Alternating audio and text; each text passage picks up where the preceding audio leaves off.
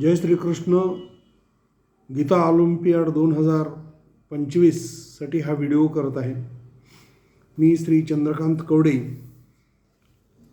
आत्ता अध्याय क्रमांक 9मधील श्लोक क्रमांक 22 वाचून त्याचा थोडासा श्लोकार्थ सांगण्याचा मी प्रयत्न करत आहे.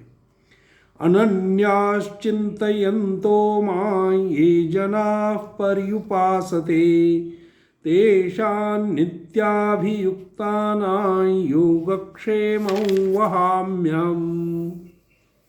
या श्लोकामध्ये भगवंत म्हणतात, जे अनन्यप्रेमी भक्त मज परमेश्वराचे निरंतर चिंतन करीत निष्काम भावनेने मला भजतात, अशा नित्य माझे चिंतन करणाऱ्या माणसाचा योगक्षेम मी स्वतः त्यांना प्राप्त करून देतो.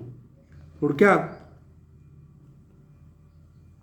जे नेहमी भगवंताचं चिंतन करतात, नामस्मरण करतात, त्यांची चिंता भगवंतालाच असते. जय श्रीकृष्ण.